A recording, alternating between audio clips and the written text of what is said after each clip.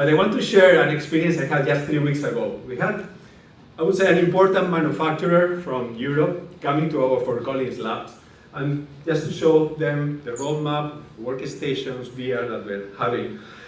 And we joined him and say, well, are you using VR for your development of products or in any place of your business? He was saying, no. That was the answer. So why? And really the customer was feeling like a little bit intimidated, right? It's like, why are you asking me that?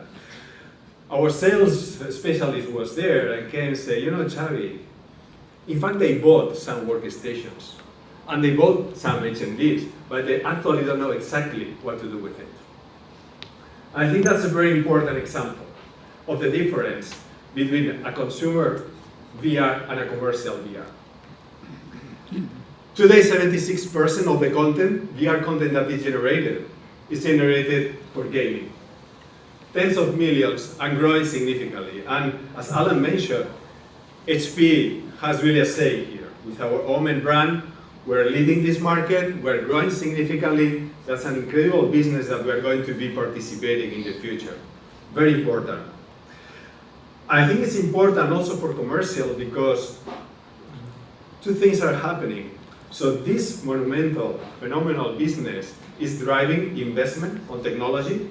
So the VR experience is getting better and better and better. And second, people is understanding what VR is. So for whatever reason, perhaps in a game, people is involved in a VR experience, so you can start thinking, okay, how that experience can change my business. But when we go really to consumer, we realize that the opportunity is going to be much bigger. And I think that that's something that analysts, including Gartner's, are aligned that in the next 2-3 years, or by 2019, 20% of the corporations, enterprises, are going to be using VR in a part of their business.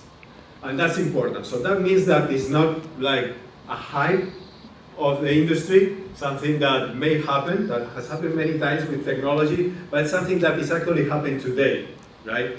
Companies are starting to implement virtual reality on their businesses.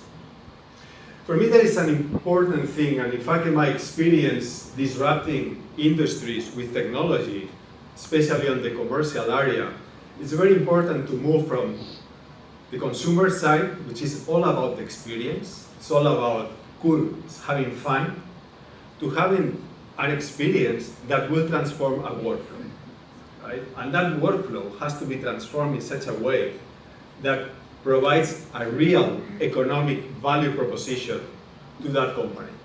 And that's the big difference. And this is what is making really the commercial in some way more difficult in order to scale than the consumer at this point of time. How the workflow, how the technology is transforming the workflow, and how that workflow is improving the business of our customers or that company that is implementing virtual reality. We have been doing some research on where the technology is today, so where this display, computing, and graphics technology is converging, and which are what basically businesses are looking into. Basically what we found out are 3 things that are important.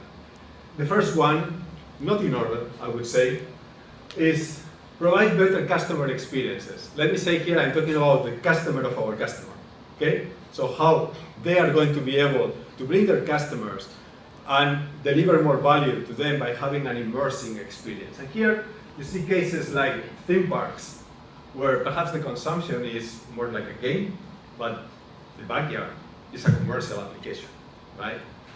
Showrooms of high-end custom design. Very important. We're going to have very interesting testimonial today. The second is training and simulations. And here is a variety, right, of use cases, from very simple that most likely can be done just with a phone, to very sophisticated, high-performance mobile workflows, where today actually, say this morning, didn't exist a solution today. There's billions of dollars invested on training, and that can make a clear difference to our customers by saving millions by avoiding having very, very difficult setups. You can repeat over and over and over and over at basically no extra cost. So your employees will become better trained, either if it's in an operation, in a line, in a manufacturing line, or in a first responder activity, where in fact that situation even can be risky, right, in order to perform the appropriate training. And last but not least, we all know it's all about time to market, right? It's all about how we shorten the development cycles and how we improve the efficiency of the R&D investment that companies have. And here is where virtual reality, in a collaborative environment, both between different design teams and factories, design teams and management that have to approve the building, or a customer and the company that are really able to collaborate in real time, can really deliver up to 30%. And we have some cases where customers are telling us that they have been able to shorten 30% the development cycle by using virtual reality. So those are real solutions today, and for those workflows where our customers are getting the benefit of virtual reality. And that's, I think, a very good moment for me to invite Frank Soki from Intel. We've been really collaborating on understanding the opportunity. Frank is a general manager for virtual reality at Intel. Really, it's a pleasure. Thank you very much to be here today. Thank you very much. That's truly amazing. I agree with all of it. Yeah, okay, that's a good start. So tell me, how Intel is playing in this market, and where do you see the technology evolving? You know, we think about these amazing experiences. There's a lot of technology we deliver inside of our PC platforms. A lot of things that we do inside that HP exposes outside through its software and services. Both of us are trying to deliver the most amazing experiences that we can because of what we do together. When you think about what's going on in virtual reality, this is a very complex set of technologies that have to work together to get something done. You can't just think about it as one element trying to give you an amazing experience. So let me break it down for you a little bit. On the compute side, love of my life, on the compute side, CPUs, you have to create virtual environments that seem real. They have to react in real ways. There has to be a physics behind what they do. They have to be able to set up that environment and interact with the end user, and then finally be able to deliver out to the headset. So we work very hard to make sure that the CPUs that we're supplying in the products that you make are fully utilized for the most immersive experience possible. But that's just one technology element. We also deliver integrated graphics. I think, well, Frank, integrated graphics, is it going to be up to par to deliver a virtual reality experience? There is a continuum of experiences where we believe our integrated graphics can hit mainstream price points and mainstream usages. And when you need discrete graphics are there and our platform supports it. In addition to that, we have I/O technologies. Things like Thunderbolt, single wire use cases for VR, whether it's a backpack design, we don't want 3 or 4 wires hanging out there, you want a single wire disconnect, or whether you want to cut the wires completely and use something like 60 gigahertz WiGig technology to completely untether you from the PC. So now it's wireless. Talking about freedom of movement, that you're not encumbered by wires anymore. Or we're talking about Optane technology. These are very complex images, and be able to display those images and not lose detail in rapid fire, it's crazy important. But as important as those technologies are, they have to be delivered in a solution from HP that is cognizant of those workflows and how that gets deployed into an environment. That's absolutely true. So, if you notice, I mean, the terms that he's using to talk are not the terms of many customers are going to understand. You know? So what really makes a solution valid for me, for my workflow? And what's interesting, we're having a meeting like several weeks ago with your team, and our different perspective of which are the verticals or the situations on the market where VR is going to grow faster because the technology is ready now. And we get to the same conclusion, right? Yes. And basically we say that those 4 areas where we believe that VR is ready today and are going to be like the early adopters of VR. So very good case to start really understanding those use cases and eventually delivering those use cases and solutions and workflows to different markets in the future. Training is a very interesting one. And training can be from, as I said, from very simple a solution where you really don't need a lot of computational power to an extreme, right, situation. Like you are going to be able to hear and also see in SIGGRAPH, where you want to have biometrics, you want to control the environment, you want to ensure that the immersion of that specific user, maybe perhaps a first responder or a soldier, is really a real, feels that it's really immersed on that situation. Extreme computational power, but also you need to be able to do that outdoor, for instance, or in a very complex environment. I think that's one of the areas where we believe it's going to be more demanding in terms of mobility and performance. And then you have multiple people in those training environments that have to all be connected and working together, a lot of computational power needed there. And then if you want somebody to be able to see your training environment and be able to give you outside in live feedback, that's yet another workload. It's a tremendous workload. It's a tremendous workload, but also healthcare requires a lot in situations where this workload requires a lot of computational power. You have very nice examples. Yeah, the healthcare one is probably more near and dear to my heart. We talk about a lot about entertainment and gaming, and I love to be an entertainer thing, but now we're talking about something that's going to deliver real value, not only to the medical institutions, to surgeons, but to people. We're actually going to improve people's lives because of what we can do. So let me talk a little bit about what we did with surgical theater. So as an application, surgical theater, they worked with a doctor, a surgeon, and they basically took MRIs. And as amazing as an MRI compared to X-rays are, virtual reality actual brain images. In this case, it was a patient who had a tumor. It was quite a large tumor, by the way, pretty scary looking. And I remember them getting up on stage. He was there with this client, with this patient. Remember, this man's already been through the surgery, and we're looking at this guy's tumor in virtual reality. And he put his virtual reality goggles on. He gave one to his patient. He said, "This is how we did the journey. I'm bringing him along on my journey. I'm telling him what I'm seeing. I'm telling him how I'm going to plan the surgery." And to me, it looked crazy complex. I'm not a surgeon, but there's all kinds of things feeding this tumor, and it's right in the middle of his head. I thought, there's just no way that's possible, that you can operate on that. And the doctor said, before I was doing the MRI, the VR version of this, I was only thinking I was going to get about 80% of this tumor out. And the more I was able to see different angles and move vascularity and see around what was going inside of his brain, the more I was able to express a huge amount of confidence in being able to remove the tumor. And I could consult and train based on this. So there was a linkage to training as well. And as a result of that, he removed 100% of the tumor. And his patients there, they say, this man doesn't have to go through chemo. And the guy's getting choked up because he's talking about his family and his kids. And I'm thinking, who hasn't been touched by cancer in some way, shape, or form? They had friends like, if only this technology existed. And the thing I love most about it, he's kind of a funny guy, but he wrapped it up by saying, you can't do that on the phone. I need more performance to do work like that every day. So I was just blown away by it. Yes, absolutely. Also, we are seeing some samples of eye disorder treatments, pain relief using virtual reality. I think that healthcare really is one of the segments where we're seeing adoption, early adoption, and very sophisticated cases.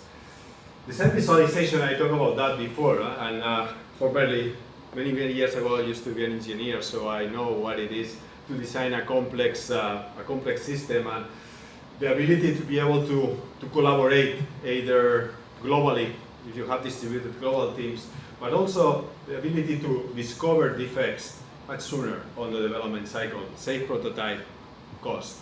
And well, eventually you can connect that with 3D printing, which by the way, HP, as you know, is also very kind on that, and it's part of our strategy. So really, we're envisioning a system where we can digitalize the whole workflow from concept up to manufacturing, right? Still some work to be done, but clearly it's just a matter of time. It's going to happen. For me, this was a natural extension. Before I was the general manager for virtual reality, I was the general manager for workstations at Intel. And for me, this is just a natural extension of what we were already trying to do with workstations. So we were transforming a flat experience to something that's an experience that felt like the device, the building, the car, the thing I'm trying to collaborate on feels like it's literally in front of me, and I can work with somebody else across boundaries and manipulate these devices. Matter of fact, you could also say integrate it into the workflow. As soon as the VP sees the design and they want to change it, because you can integrate your workflow, you can tell the consequence of that simple little decision. You can do that real time. That's a great tool. That could be a great tool for my team. I'm not sure I want them to have that. Or you want to show them the consequence of that. Exactly. And favorite customer experience, right? So that's something also amazing. I was reading an article about someone getting into a showroom, right? And the customer was saying, it was really, I was there. But it's really that the product, in fact, a car, I was inside the car. And that's very important because good enough is not enough, right? Really, if you want to transform your showroom strategy for a company, the customer has to have the same feeling that if it was a car. It has to forget that this is a virtual car, for instance, is the real car. And that requires a huge effort in terms of computational power and the quality of the overall solution. And as much as like to think you can bring a customer into every experience and have them see it personally, you just can't do that. You have to bring the experience to them, and there's no better way to do that, in my opinion, than virtual reality. Absolutely. So for me, what is clear, and thank you very much, Frank, for coming today. It's really a teamwork. So the solutions are not. It's not going to be one company in the world that is going to be able really to disrupt this commercial VR. It's about partnership. It's about really getting the best of all of us together and to make a meaningful end-to-end solution for our customers. I see no end in sight. People want to be immersed. They want to work like this. They want to experience the value of this. This is the beginning of a great relationship together. Thank you very much. Thanks for the time.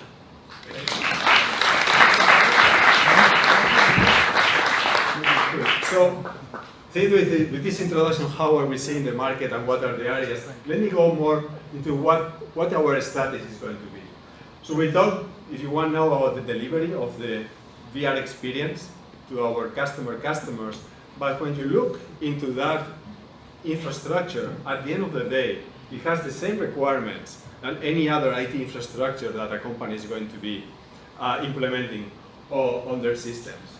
It has to have the highest level of security. Very, very fashionable topic, trendy topic. Manageability. So if you are deploying 100, 200, or 1,000 VR experiences across the world, you want to be sure that that's scalable and that can be managed, perhaps from a central location, and you're sure that you are able to manage all those deployments in an efficient manner. Otherwise, the economic value proposition will go south. Reliable and durable. It's all about the return of investment. So if a customer really is making that investment today, we want to ensure that for the next 2 or 3 years, that solution is valid and it's not changing at a very high rhythm, which is what is happening in many of the gaming environments today. So you can just not keep up with the solution and the level of dynamism that the market is there. So reliability, durability of the solution is fundamental. And of course, we talked already about available worldwide. Okay, so you want those enterprises would like to have those experiences going across the world. That's, by the way, one of the big value propositions of virtual reality. You can deploy across at a minimum cost. And we really believe that HP has the right to win here, right? We are really focused on commercial. We're very successful in many areas of the business. We have a tremendous, excellent channel partner structure, some of them extremely specialized, or workstations, workflows. In fact, those companies that are looking for VR are already our customers, so we can leverage our go-to-market. We have the size and we have the technology to deliver and to help. So, with having said that, what our strategy is for HP. So, again, 3 things. I always like things on 3 bullets. The first, what we talked so far. We're going to deliver the best, most immersive virtual experience, right? Just the best. That's our first objective, right? No compromises there. That's number 1. Number 2, which is very important in new technologies, we want to avoid the hype. We want to avoid our customers to go to this frustration curve that I thought I could do this and I cannot do that. And you're going to see how serious we are. We need to deliver end-to-end solutions. It's like a recipe. If you want to do a showroom, that's the recipe of what you should get. And we'll do that, of course, with our technology, but also through partnerships.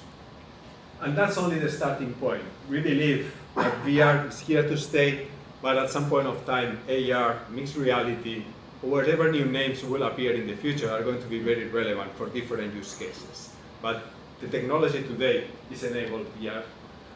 We're going to launch, we're going to learn, and in fact, we're going to lead this commercial evolution towards the new technologies that are going to be coming.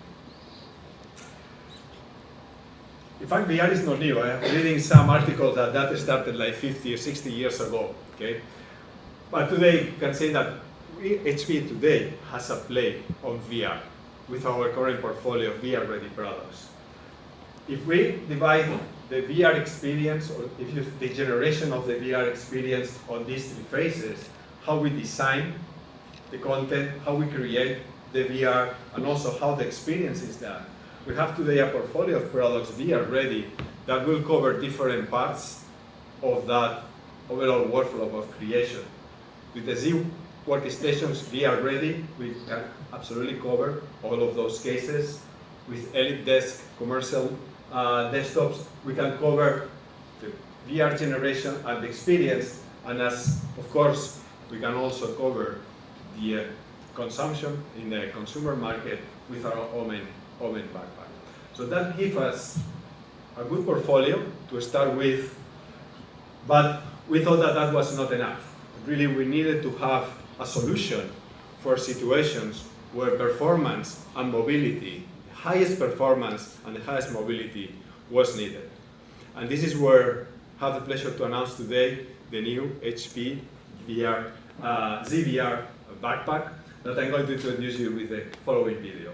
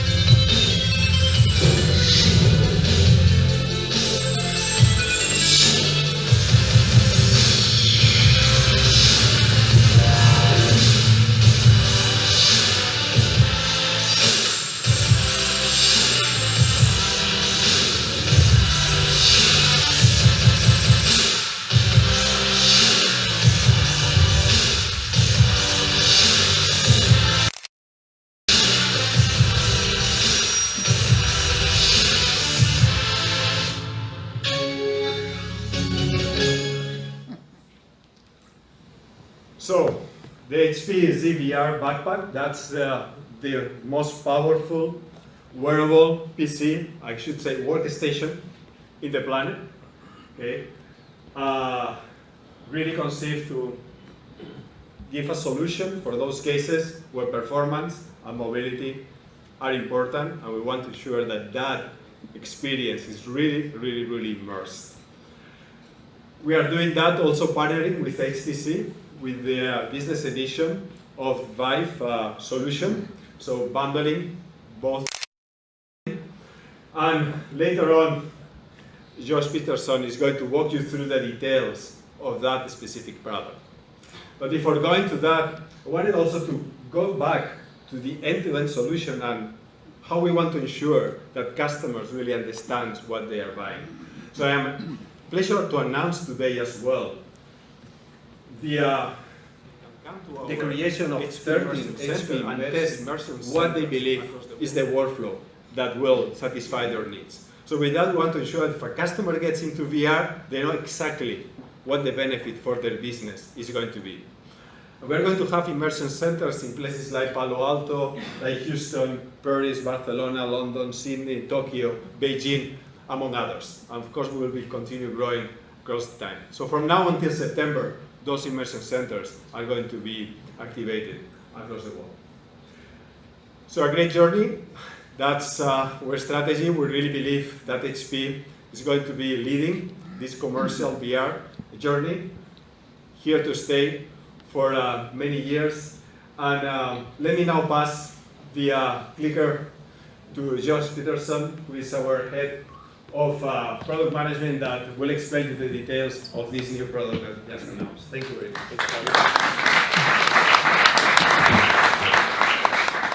Well, thank you all very much. So my name is Josh Peterson, and I'm Vice President and Head of Product Management for our HP Workstation business. It's an absolute pleasure to be here. We're very excited about being here. And as Xavi mentioned, we've got a few announcements, and I'm going to double click and talk a little bit more about the details of these products. And so the first thing I want to do is actually show you the new products, and what better way to show you the products than with real people wearing our products. So team, come on out. So what I want to show you is just a little quick tour of the VR backpacks. First we have Scott here, and I'm going to talk a little bit about the PC. So the PC is, as Xavi mentioned, is very high performance. It's the first PC in the world to deliver NVIDIA's new P5200 class graphics, Intel's high performance Core i7 7th generation high performance Core i7. So the PC itself is designed to deliver the best in class performance. And so that's really the core, the VR engine, if you will, of the entire solution. So thank you, Scott. The second part of the solution is the harness. And we've designed the harness to fit short people like me or tall people like Monica. So Monica is wearing the harness. And the other thing I want to point out about the harness is not only is it adjustable and built to be very comfortable, but you can see that it actually is designed to actually keep the compute away from the body of the person that's wearing it. And that's important from a heat management and comfort perspective. So if somebody's wearing this for long periods of time, it's important that that heat is actually off the body. So with that, thank you, Monica.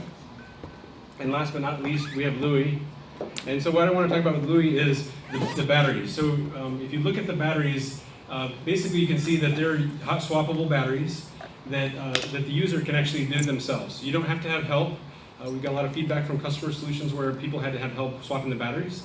And so all the batteries are hot swappable. The other thing I want to point out on the back here is cable management and a right-sized cable tether for the various VR HMDs. Now you may not have noticed, but there were different HMDs that people were wearing, and that's an important point because we know that not every customer is going to want the exact same HMD, and so we've designed the HP VR backpack to be HMD agnostic, really.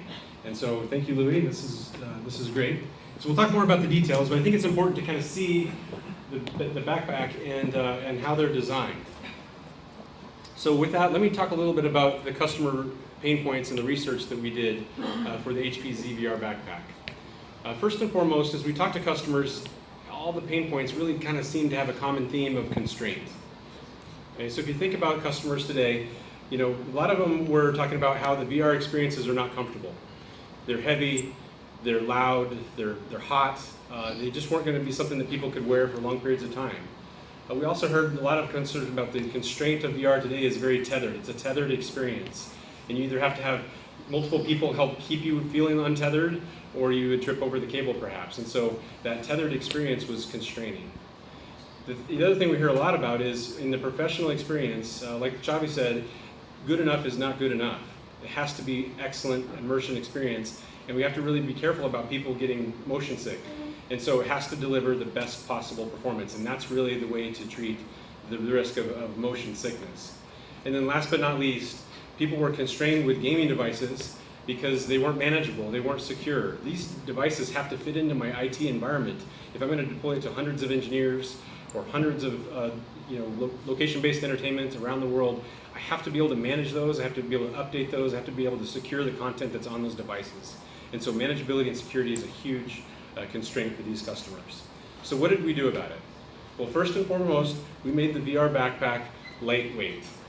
So can anybody guess how heavy a sixth grader backpack, the average weight of a sixth grader backpack is? About 15 pounds. Sounds like my daughter, right, yeah. So the average weight of a sixth grader backpack is 18.4 pounds, okay? Well, we made our backpack much lighter than that. All in, with batteries and everything, it's 10.2 pounds, right? So it's a lightweight backpack designed for comfort and quiet operation throughout the day. Secondly, we wanted to deliver that untethered experience. And so room scale or large product at scale experiences can only happen when you have a truly untethered experience. And so that's what we've delivered with the VR backpack. And then third, it's all about performance and delivering the best-in-class performance. And we already talked about some of the technology that was created and incorporated in this product to deliver that best-in-class experience. And of course, as Xavi said, we've been doing commercial PCs, we've been doing commercial workstations for many, many, many years. And so we know how to do commercial-grade manageability. We know how to partner with folks at Intel to deliver vPro technology for manageability and security. And so those are the kinds of things that we were able to wrap into the ZVR backpack to really drive a secure and manageable solution for our customers. Okay? But let's not stop there. Yes, it's a great backpack, but at its core, at the heart of this product, is a very, very powerful workstation. Okay, and what's best about this product, you saw it in the video, what's best about this product is that it comes with a docking station. Okay, and why is that important? Well, if you think about game developers or VR authors, they have to go from creation to consumption to creation to consumption, and they iterate on the design. They iterate on that VR experience. They take it to their client. They take it back and forth, and so they can take that same system that they're creating the VR experience on, the same system that they're creating their design on, and they can throw it on their back and move into that immersion experience seamlessly with this product. So at its core, it's a high-performance workstation, but it's built-in versatility of being able to switch back and forth from that create to consume mode.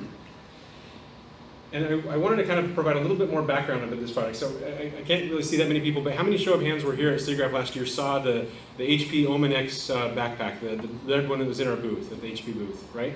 So that product was a remarkable kind of aha moment for us.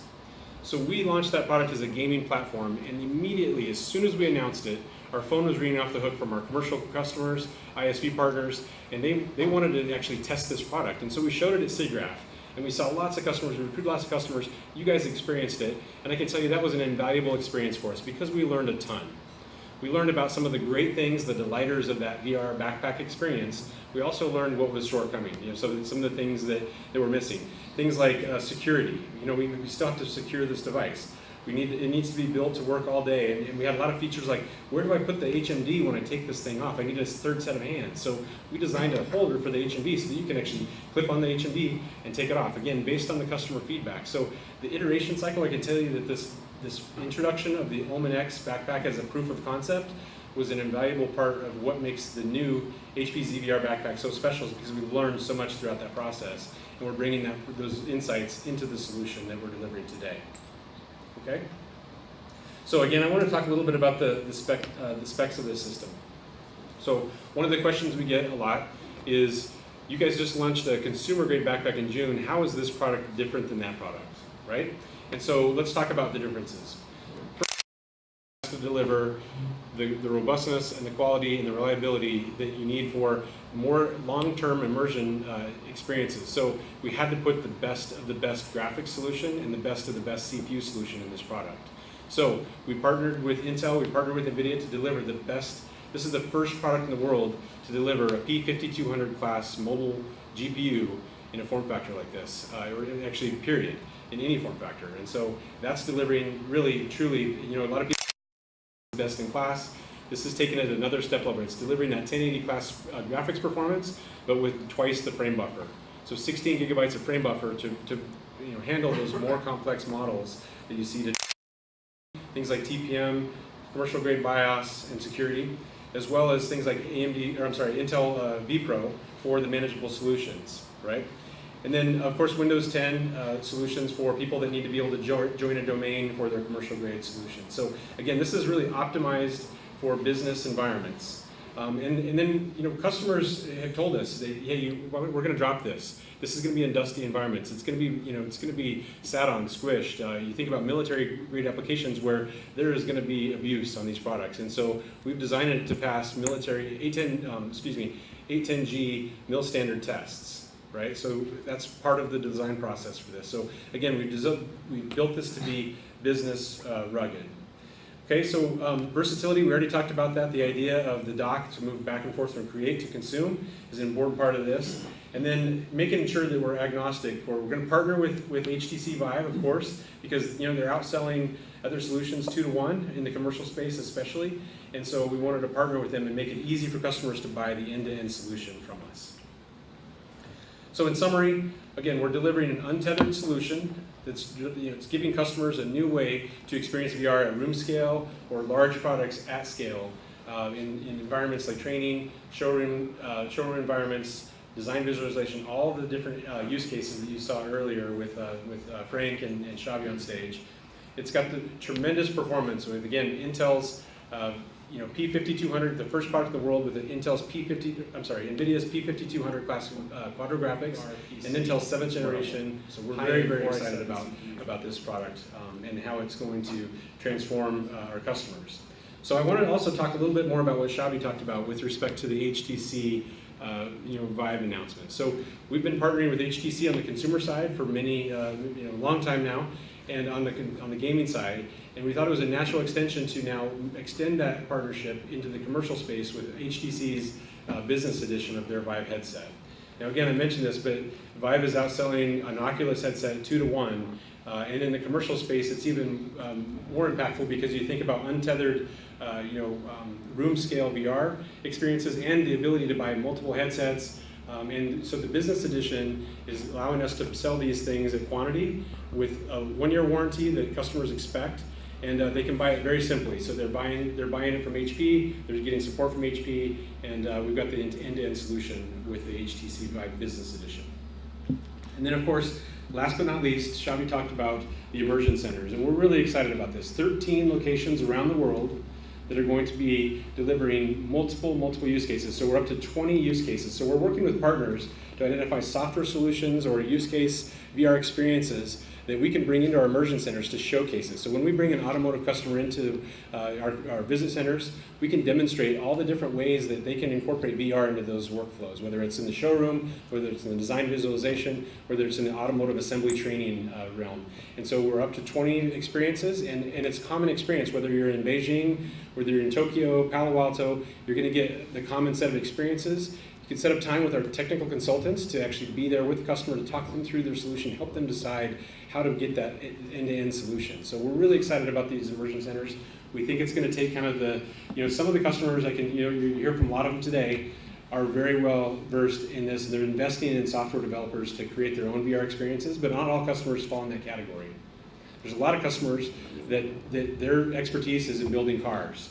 And so that's an area where we can come in and help them design that VR experience that trades them. But what you're going to hear from our customers today, are the ones that are kind of going beyond, and they're investing in VR experiences for themselves as a competitive edge. And we're really excited about having these customers here today.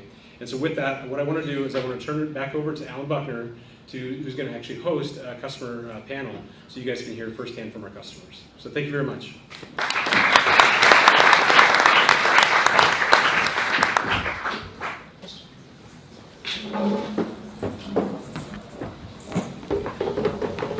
Great. Hello, there we go. So great, thank you, Josh. As we're just getting set up here for the panel, I just want to reiterate a couple things about the backpack. So you heard about the performance, the innovation, the reliability that's important in an IT environment. A couple things that we didn't mention that are important for those of you writing stories. It's going to start at US $3,295. It's available starting in September. That's also the time we're going to have our immersion centers coming online, and you can actually order the HTC Vive as part of the package bundle in that time frame as well. So all of this is happening very, very quickly.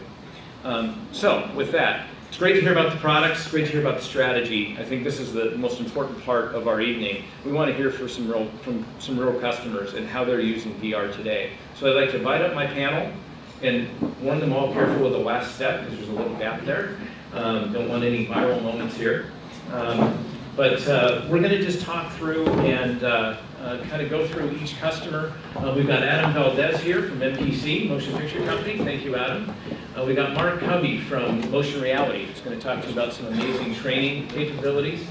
We've got Howard Rose from First Hand Technology, who's going to talk with you about some just really innovative patient care solutions, similar to what Frank was discussing earlier from Intel.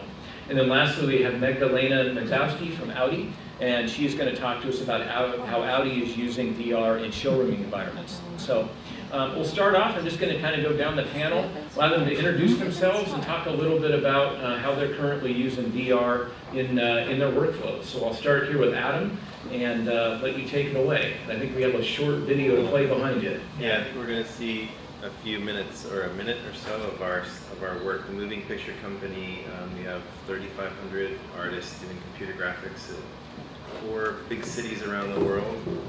We're part of the Technicolor creative group, and that's the facility you're in right now is a Technicolor site. We just did this work on Jungle Book last year. There's Prometheus. We're basically generating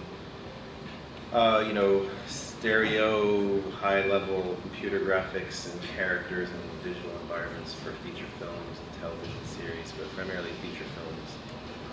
And I have spent the last year or so starting to investigate the uses of VR for film production.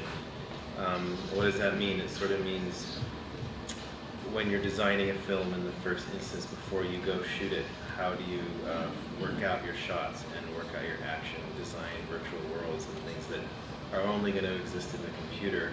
How do you help filmmakers visualize that as part of their process? So that's what we're doing.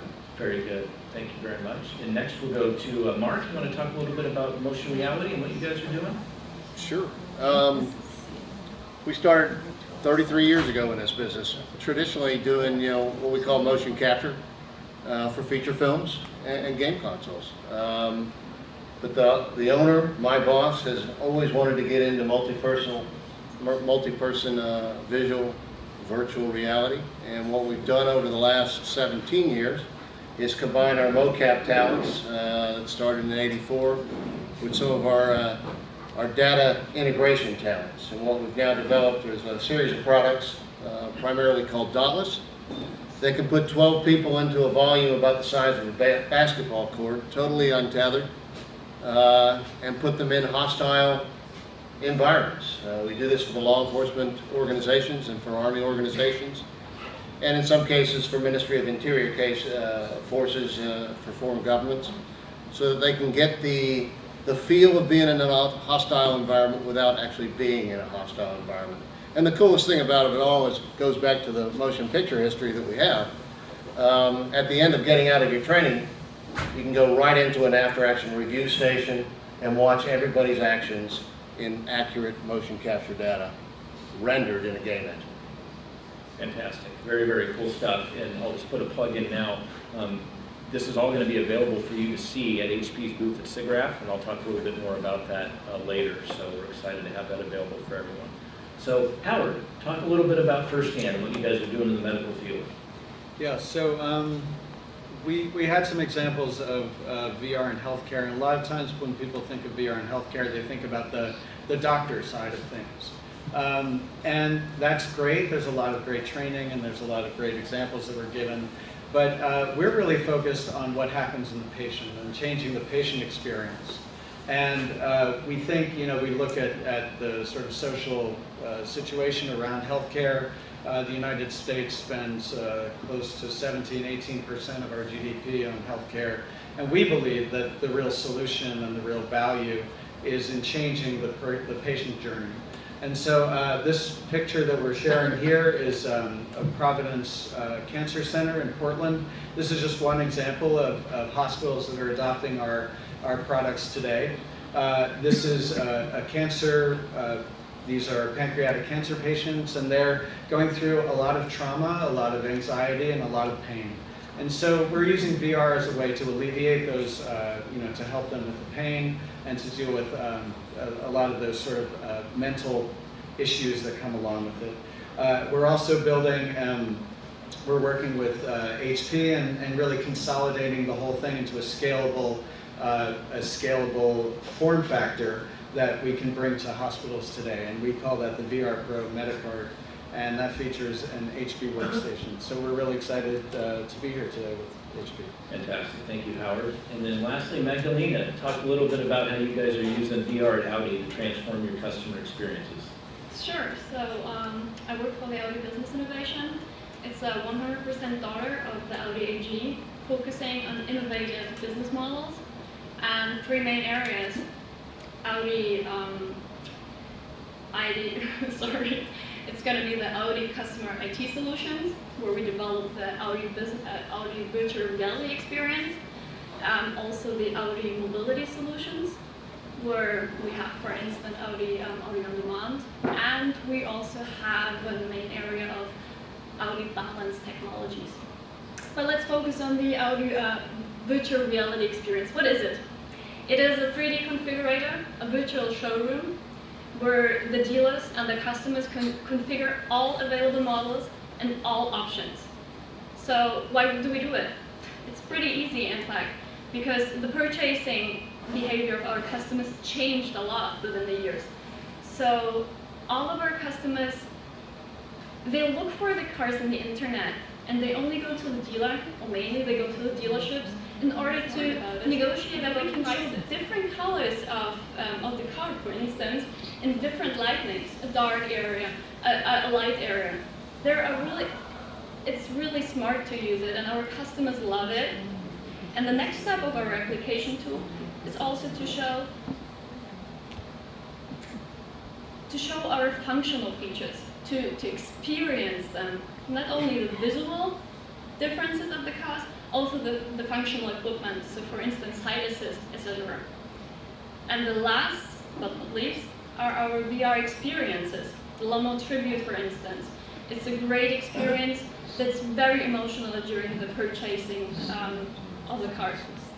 Very good, thank you, Magdalena. So I think you can see in some of those examples across all these customers, the importance of visual fidelity, the importance of just a perfect customer experience. So there's no glitching, certainly don't want people to feel sick as they go through these experiences. So we'll start back at the front of the panel here with Adam. So Adam, tell me a little bit about kind of why you're seeing, sounds like you've just started exploring this a little more, why VR and why now, more importantly, is this becoming real for you in media and entertainment? I think our network of artists use a lot of HP software, right? I mean, hardware all over the place, right? All of our workstations are HP and everything, and there's a lot of computing power, as we can all see, that's growing year on year. And now, every year that the computing power grows, we seem to just reach for more difficult imagery to make. And so now what you're starting to see in films is more virtual world building. You're starting to see entire films that are created digitally. We've always seen digital animation made that way. Now we want to see things that feel photorealistic. So when you're designing a film with live action filmmakers and you're trying to make something that's photorealistic, they're not cartoon animators, they're live action people, you need to bring them into this world of digital creation. And it's not simple for them. They have a whole set of routines that they do in the real world. One of the biggest things they do is they scout real locations in the world. You go and you visit a set, you go and visit a city or part of the countryside, and you walk together and you decide, does this look like a good place for us to film this scene that we're going to do? And those filmmakers leave that experience with a shared memory. Their minds, their eyes were in a place, in a real place. Now with VR, we're able to recreate that experience. We can take the filmmakers to a place. It's virtual, and we're all learning in VR what are the essential things that make a person believe they're someplace. It doesn't mean they intellectually believe they're there, but actually their brain and their visual system has just enough. It's not always about fine detail. Sometimes it's about the way light works, for example. Sure. Just light bouncing off surfaces that feels physical. Two big words in VR, presence and tactile, right? Do I feel present? Does my mind feel present? Do things feel like I could reach out and touch them? If you just cross the boundary there, it's amazing how their minds kick in, their brains, their visual systems, the system in the mind that maps a space, that understands a space. They take the headsets off and they have that wonderful experience you see from VR users, which is they blink and they're like, oh, it's so weird to be back here because I feel like I was somewhere else. Sure. When you've crossed that boundary, you're starting to give live action filmmakers the same experience they had scouting locations. And now when they're thinking about staging their action, placing their cameras, how to tell their story, they're working from a shared experience, just as if they had been to a real place. That's just one of the techniques, but I think one of the most striking ones that we've seen with the introduction of this technology. And it's really only possible now because not only the computational power, but the headset technology, tracking technology, game technology, and a critical mass of people who are trained and understand how to put this all together for the first time, I think. Sure, that's really good. And I think Xavi mentioned earlier, there's kind of three reasons a business would go about this. One was just very well described by Adam, it's going to help them cut costs. If you can bring people into a world without having to take them on location every time, that is a definite business advantage. The other is, of course, where you're going to improve productivity, or you're going to enhance customer experiences, as Magdalena was speaking about. So very good. So Mark, same question to you. How do you see this? Why now? And what are you seeing in the military applications and other applications that you've been developing? Within the military and law enforcement, there are dozens of reasons why VR, but I'll touch on two, and I'll just kind of follow suit from Adam. It's realism and cost. Now, with regards to realism, you need to show a soldier, you need to show a police officer what it's like to truly be in a situation that could lead them to be in harm's way. Now, I will tell you, as a former soldier myself, spent 27 years with the Army, soldiers don't typically like to get shot. So you put them in an environment that's virtual reality, and we have a couple of additions to the VR that adds the concept of what happens when you do something poorly. We have TENS devices that we put on muscles, and if you get shot, you find out you got shot. Now, it's not something that puts you in pain, but it is something that will definitely reorient you to the situation at hand. And so it's that realism. There was a battle in Afghanistan called the Battle of Khat Keating. Other people know it by Restrepo. There are lessons learned to be garnered from that battle, so that young men and women don't have to go through it again.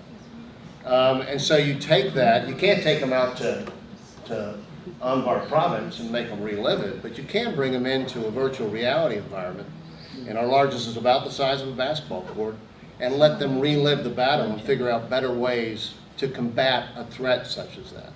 Now, on the cost-saving side, you know, be it a police officer or a soldier, we have what we call live firehouses, live shoot houses, and people go through with their handgun or with their rifle, and they're loaded up with live rounds. And you go and clean the building, you clear the building of threat. And you do that by firing rounds. And you learn how the four of us can do a four-man stack and clear a building without shooting each other. Big point there. But at the end of the training, eventually you've got a building full of holes. And you've always been clearing the same hard site building time after time after time. And you got to maintain the building, and the four of us will eventually understand that when I turn right, I know there's going to be a threat to the left on the other side of the doorway. In the VR environment, those environments can change in a snap because it is motion capture data capturing our movements teamed with a gaming environment. So I want to be outside in a rural South Carolina residential neighborhood one moment. That's fine, we do it well. Well, if they get too good at that, you can turn it over on a dime and put them on a dirt road in Anbar province in Afghanistan and give them a whole nother threat. So those are two basic reasons. Well, really good, and I think just to underscore one other part of that, if you think about those use cases that Mark just described, that's why you need durability, that's why you need reliability, because those are live action, people are moving around, they're jumping, they're diving, and so you're going to need a commercial grade product that can handle that sort of use. So. And just to that point, I will tell you, Joe will find a way to break something. We've been playing now with the HPZ, developing in concert with Louis and Josh and crew for about 3 months now. And our production team that do the demos are all Georgia Army National Guard. They haven't quite learned how to break the HPZ yet, so it doesn't mean that's not. That's good to know. Fantastic, great. So turn into Howard, same thing with you. I mean, healthcare, just tremendous use cases around the board. So kind of, again, why now with VR, and what are some of the more compelling things that you're seeing? Oh yeah. Great. Well, why the first question is why VR, and you know, I've been at this with my co-founder Ari Hollander, who's here with me today. We've been doing this for about 20 years and working at the forefront of the basic scientific research to try to figure out how this VR thing works, how does immersion work, how does that relate to our human experience. And what we found is this really amazing thing is that through working with doctors and working on pain and PTSD and all these conditions, we've actually seen that VR can fundamentally change the way your brain works. And if you look at fMRI data of people going through pain and stress, you see a dramatic difference in the way our body is reacting to the same stimulus. So yeah, there's no end of threats in VR, and it's interesting because we've done work with the Department of Defense to help people returning from war deal with PTSD. And from our perspective, we're really excited about the advances in VR, but it's for something else. It's not really what of course we want to show them a great VR experience and we want low latency and all of those things, but in these applications for PTSD, we don't want to tell their story. We build in ambiguity. We build in a lot of things to allow them to fill in the story for themselves. And so we're not really so much concerned with photorealism, we're concerned with that in a relationship between the human, the computer, and the environment, and what happens in your brain. So we're doing things like incorporating biosensors. You can see some of that today, and also on the floor at SIGGRAPH in the HP booth. But we're looking at using biosensors as a way to harness this wide bandwidth channel into your brain and your body and your senses, and build a closed loop biofeedback system. And what we find is that when we bring high quality VR, we maximize the outcomes for the patients. So we get the most, a dramatic reduction in pain relief, or in pain. And then we see a lot less of the sort of motion sickness and other kinds of things. So for us, the world is not all about photorealism, but it's also about those kinds of experiences. All of data elements that we need to develop really high quality sort of treatments and experiences are now available to us. Very good, Howard. I think it speaks to, and we're still figuring this out ourselves, is that there's just so much around a solution you can develop. The data that comes back in is just as important as the experience oftentimes to make it better, to understand what's working, not working, as a customer goes through different experiences. So very good. So Magdalene, the same question for you, kind of in terms of why now has Audi turned to VR from a showrooming perspective? What has brought it to the forefront as something that now delivers the experiences you described earlier? Yeah, honestly, the first thing that comes into my mind, because the hardware is finally available. Our software was, it was already done, I think, 2 years ago. We were just waiting for it to go outside. But I think another point to mention is, like I already said, the different purchasing behavior of our customers, and therefore also the different expectations, of course. But I think the most important thing in this case is why we're using it is, I told you that we have a bunch of different car vehicles and so little of options. So space is limited. I don't think you have ever seen a showroom full of thousands of cars. So this is what we need. We need a space within a small space we can enable the dealer to show all cars. And this is why we're doing it, because this is what the dealer needs, to have all cars, all configurations available at one place. Never have to say, sorry, we can't show it to you, because we can. We can show it on full screen in 3D, and we can show it one-to-one in virtual reality. And that's what's great about the tool, and that's what's most appreciated about it. Fantastic, very good. Well, folks, I want to thank, first of all of you for joining us and coming into town. I'll mention that many of the experiences we talked about here, you will be able to see at our booth at SIGGRAPH for the rest of the week. So join me, please, in thanking our panel.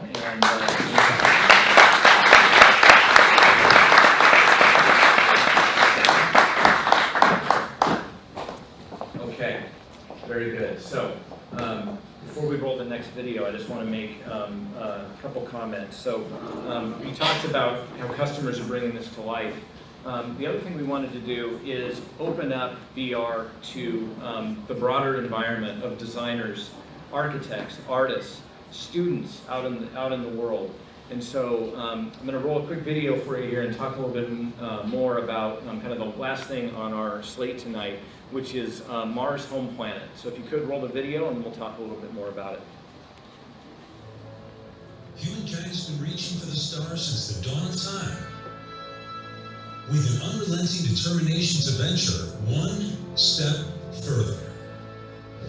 Over the last year, NASA sent HP ZBook workstations to the International Space Station to help push the boundaries of science and discovery. Now, it's time to set our sights on the next frontier. Welcome to the HP Mars Home Planet, powered by NVIDIA.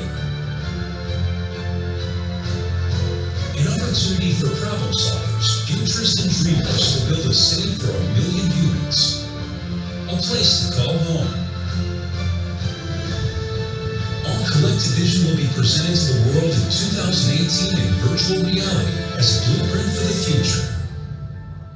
Join HP and NVIDIA as we journey further than ever before and together reinvent life on Mars.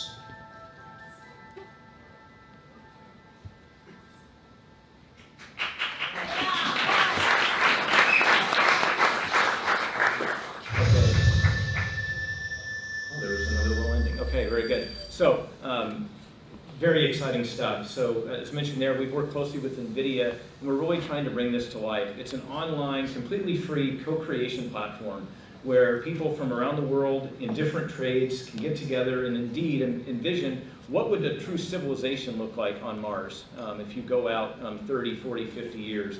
And not just for a few initial explorers, but for an entire civilization. So imagine some of the challenges. You've got to design transportation networks. You've got to design habitats. Obviously, you've got to design agriculture, how you're going to be able to sustain life on the planet. And so we're building this actually on a already identified landing site on Mars that NASA has identified. The landing site itself has already been rendered in VR. And so you have a red landscape where NASA thinks habitat could begin. And over the course of this program, I gotta go back one. Over the course of this program, there's gonna be 3 phases. The initial phase, which is starting tomorrow, is the concept phase, where people can go and design using Autodesk software. We have a number of partners as well helping us there. Autodesk to design. The phase 2 will be the modeling phase, where you take those designs and actually put them into 3D. And then lastly, we'll go to the rendering phase, where customers can go and actually see the different vehicles, buildings, etc., come to life in the Mars VR experience. So really exciting stuff, excited to see what the community can come up with. And you can experience this and learn more about this as well at our booth this week at SIGGRAPH. The VR portion of this is all going to be rendered in Unreal Engine, another really great partner of ours that's helping bring this to life. And then lastly, when you look at Technicolor and the capabilities that they bring to the table, I'm going to invite Marcy up in a moment to talk more about how Technicolor is using their expertise, not only with Mars, but across a number of other industries, even beyond the great work already done in filmmaking.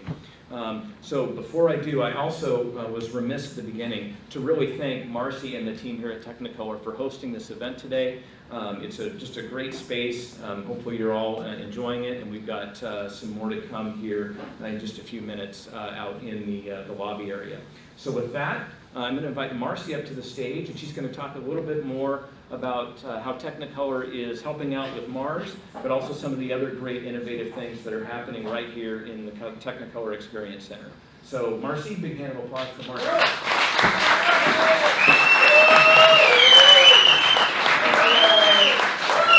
Can you all hear me? Great. Thank you so much. It's so great partnering with HP. I don't know if you're aware, light is bright.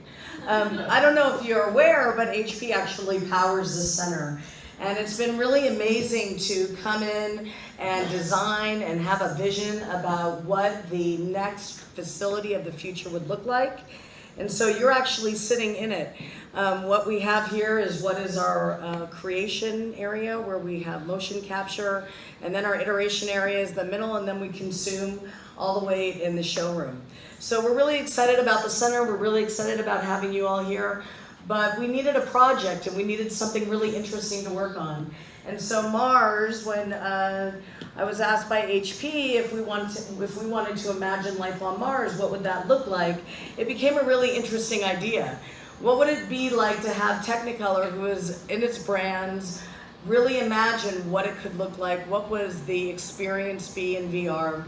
And how would we pull together all of those images? So that's what we're doing. We put together an advisory board, also a community manager. The community manager will live here in the center. He will manage all the models coming in and all the plans coming in. And then next year, as we are putting it all together, we will have a VR experience at SIGGRAPH. So it's very exciting. So with that, I think we're ready to wrap up. I want to thank all of our panelists for coming. And again, thank Marcia and the Technicolor team for hosting it. So, excellent. And so please join us. There'll be a lot of the folks that you saw here tonight available to do interviews or to talk to you, both with HP and some of the partners and customers that you heard from. So we'll look forward to seeing you out there. And with that, we'll roll our final video and get you all to the cocktail.